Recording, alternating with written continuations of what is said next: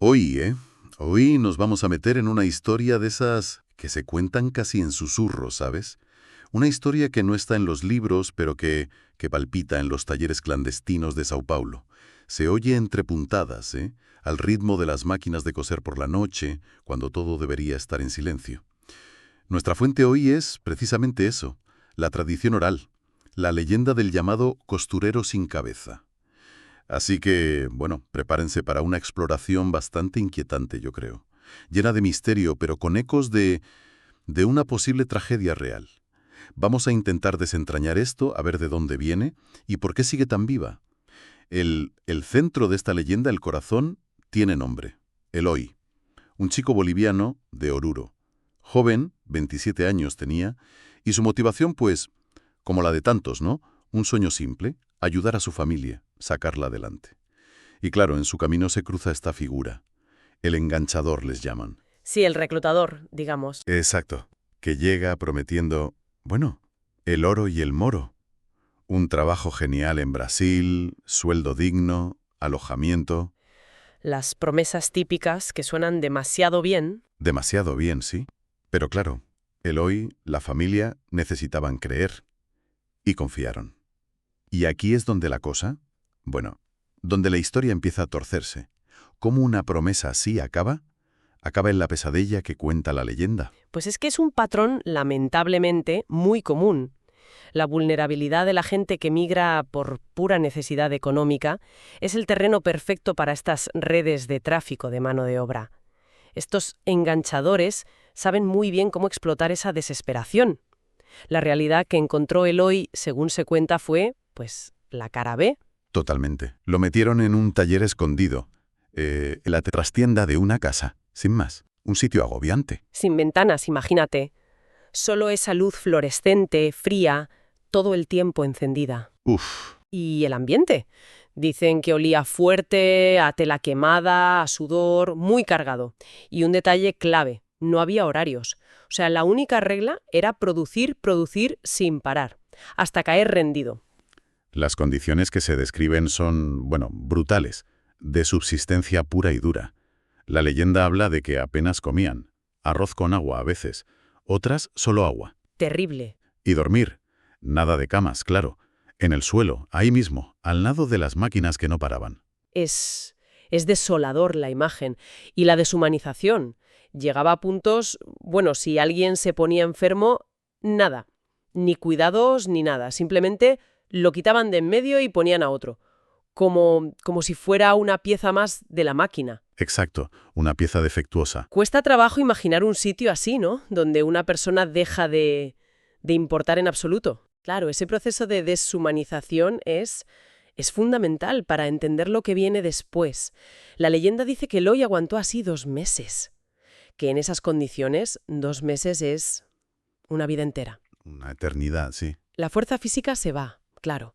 Pero es el desgaste mental, el psicológico el que cala más hondo. Y aquí es donde la historia se pone, bueno, especialmente oscura. Describe un derrumbe por dentro, lento pero imparable. Cada puntada, un sufrimiento. Cada prenda terminada, un trozo menos de él mismo. Se encerró en un silencio total. Y su cabeza atrapada. La idea fija de su error, la desesperanza y una culpa tremenda por haber dejado Bolivia, por haber metido a su familia en esa mentira. Madre mía. Es terrible, pero también, bueno, fascinante no es la palabra, pero sí revelador ver cómo, según este relato, ¿no? Unas condiciones tan extremas pueden vaciar a alguien por dentro, quitarle la identidad, las ganas de vivir. Y esa espiral de silencio, de desesperación, lo lleva, según la leyenda, a un plan, extremo. Se narra con un detalle que sí, que pone los pelos de punta. Cómo preparó su final. Meticulosamente. Durante días, dicen, fue recogiendo a escondidas, pues trozos de metal del taller, varillas, una cuchilla de esas de afilar tijeras, ¿sabes? Ajá. Incluso una cuerda rota de una máquina. Y con todo eso, construyó un artefacto. Rudimentario, pero siniestro. Un mecanismo al que él mismo supuestamente llamó la tijera final. Pero, ¿por qué algo tan elaborado? ¿Dice algo la leyenda sobre eso o es solo para añadir horror? A ver, la leyenda no da una explicación psicológica como tal, pero el simbolismo es muy potente, ¿no? Usar las propias herramientas de su explotación, los elementos de su trabajo forzado para crear el instrumento de su liberación final. Claro. Es una imagen cargada, sugiere una especie de justicia poética retorcida, ¿no? Como una última forma de control sobre su destino, usando lo mismo que lo esclavizaba. Quizás una forma que tiene la leyenda de subrayar esa identificación total entre el trabajador y su tortura hasta en la muerte. Sí, es una perspectiva inquietante, sí. La narración sigue, describiendo la noche que eligió. Mientras los demás dormían, agotados en el suelo, Eloy montó su invento sobre la mesa de costura. La leyenda detalla cómo ató la cuchilla pesada a un contrapeso, la dejó colgando precariamente de esa cuerda de máquina. Y luego la imagen más escalofriante. Colocó su propio cuello entre dos maderas, como si fuera una tela más, esperando el corte. ¡Qué horror! El silencio en el taller, denso, roto solo por algún zumbido lejano o la respiración de los que dormían. Y en esa quietud, usó una aguja afilada, otro símbolo de su trabajo, para cortar la cuerda que sujetaba todo. El relato insiste mucho en el sonido que vino después. Un golpe seco, metálico, definitivo. Y después, nada, silencio. Un silencio aún más pesado. Nadie gritó, nadie se movió aparentemente. La leyenda, sí. La escena al día siguiente, como la cuentan, es grotesca. Encontraron a Eloy sentado en su máquina, en su sitio, el cuerpo rígido, erguido, pero sin cabeza. Uf. La cabeza estaba dentro del cesto donde tiraban los hilos sobrantes. Y lo que hiela la sangre, según la historia, es la reacción o la falta de ella. Nadie entró en pánico, nadie dijo haber oído nada raro por la noche. Era miedo, o era ya la normalización total del horror, haber llegado a un punto en que ni algo así te saca de la apatía. Difícil saberlo. La leyenda solo describe esa quietud terrible. Y la reacción de los patrones, según el relato, pues la esperable en ese contexto de deshumanización total. Pragmática, fría. Claro. Limpiaron todo rápido, sin compasión, sin respeto. Ni hablar de entierro, ni de avisar a la familia.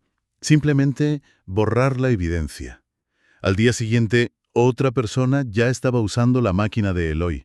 Como si nada. Tremendo. Eloy dejó de ser una persona, una víctima, para ser un problema logístico. Solucionado. Un eslabón roto, reemplazado al instante. Esta parte de la leyenda lo deja clarísimo, ¿no? ¿Hasta qué punto, en esas condiciones de explotación, la vida humana pierde todo su valor? Es un recurso desechable. Y es justo aquí donde la historia da ese giro a lo sobrenatural, como si la propia injusticia se negara a ser silenciada del todo. Exacto. Porque Eloy, asegura la leyenda, no se fue del todo de ese taller. Su muerte física fue solo el principio de su presencia fantasmal. A partir de ahí, empezaron a pasar cosas raras. Fenómenos que tejieron el miedo y dieron forma a esa figura del costurero sin cabeza. Los trabajadores que tenían que quedarse solos cosiendo hasta tarde, por castigo o por cumplir cuotas imposibles, fueron los primeros en notarlo. Empezó con sonidos, el traqueteo inconfundible de una máquina cosiendo a toda pastilla. Pero iban a mirar y, parada, silenciosa, nadie cerca. Sonidos fantasma, ¿no? Que evocan directamente ese trabajo sin fin al que lo sometieron. Pero la leyenda no se queda ahí. Describe más cosas. Luces que parpadean solas como si alguien jugara con los interruptores. Sí, Agujas de las máquinas que se rompían sin parar, una tras otra, sin motivo aparente, fastidiando el trabajo. Y luego, lo más aterrador. Gente que aseguraba haber visto una figura, encorvada, caminando en silencio entre las mesas, en la penumbra. Una figura que reconocían por la postura de Eloy al coser, pero sin cabeza. Es como si su identidad ahora fuera esa ausencia, ¿no? Esa decapitación. claro. Surge la pregunta. ¿Qué es lo que se quedó allí según la leyenda? ¿Un espíritu atormentado? ¿Buscando venganza o paz? ¿O es algo, no sé, más complejo? El peso del trauma, del miedo, de la culpa, de todos los que pasaron por ahí, manifestándose.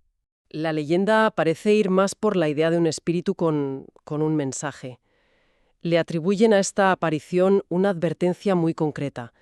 Dicen que algunos, en la soledad de la noche, han oído una voz, hueca, como un susurro, repitiendo siempre lo mismo. No te vayas de tu tierra, no cometas mi error. Ah, Ujú. Es interesante ver cómo ese mensaje del fantasma es un eco perfecto del arrepentimiento que, según la propia historia, consumió a Eloy en vida. Funciona como una moraleja macabra, ¿no? y para que esa advertencia cale, la leyenda incluye un episodio muy concreto. Casi un caso práctico del terror. Habla de una chica, una costurera. Nueva, quizá, que ignoró los avisos de los veteranos. Necesitaba acabar un pedido urgente y se quedó sola trabajando hasta muy tarde. Pasadas las 3 de la mañana, la hora bruja, ¿no? Ajá. Y al día siguiente, la escena que encontraron fue escalofriante. La tela en la que había estado trabajando la chica estaba empapada en sangre. Madre mía. Pero lo más raro, lo más inquietante, es que ella estaba perfectamente, intacta, sin un rasguño que explicara de dónde salió toda esa sangre. La leyenda lo deja así, sin explicación lógica. Una advertencia física del fantasma, una manifestación de la violencia del lugar.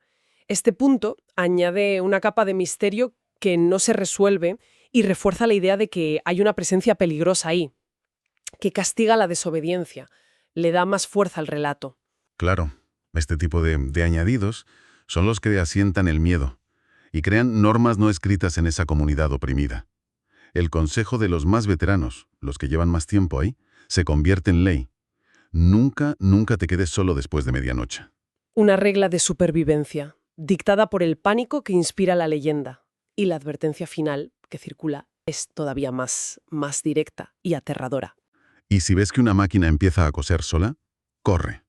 Huye antes de que te enseñe a usar la tijera final. Uf, esa última frase es especialmente siniestra, ¿sí? Sugiere que el espíritu de Eloy no solo se lamenta, sino que busca activamente que otros sigan su mismo camino trágico. Como si necesitara compañía. Exacta, como si buscara compañía para su condena. La imagen final que deja la leyenda es esa, ¿no? Persistente.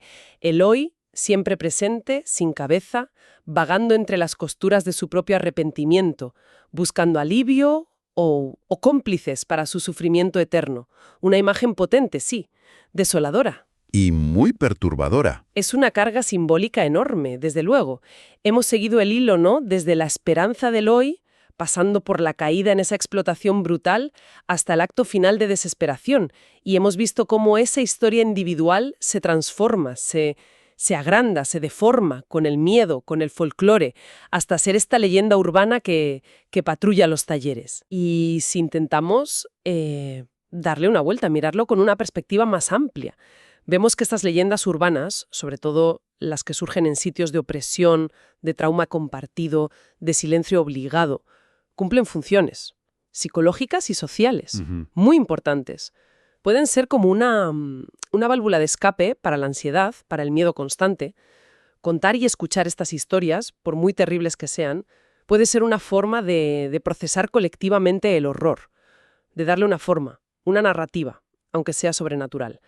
Y también funcionan como avisos codificados sobre los peligros reales, la explotación, la pérdida de identidad, el aislamiento. Entonces, la leyenda del costurero sin cabeza, más allá de si pasó exactamente así o no, se convierte en una especie de vehículo para la memoria de la injusticia.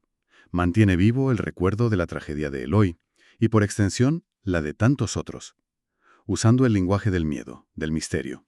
Es un espejo oscuro de una realidad oculta. Exactamente. Y esto nos lleva a una reflexión final, quizá. Una pregunta que va más allá de creer o no en fantasmas. ¿Qué nos dice la persistencia, la fuerza de leyendas como esta, sobre todas esas historias que no se cuentan? Sobre los sufrimientos silenciosos que hay detrás, de las cosas que usamos cada día, de la ropa que llevamos, de lo que consumimos. ¿Cuántas costuras del arrepentimiento invisibles, cuántas vidas rotas por la codicia sostienen realmente el tejido de nuestro mundo? Es una pregunta incómoda, ¿sí? Pero que esta leyenda tan oscura nos obliga, yo creo, a plantearnos. A esas sombras de San Paulo, siguiendo los hilos de esta leyenda tan inquietante. Esperamos que esta inmersión, haya resultado reveladora. Aquí termina nuestro análisis de hoy.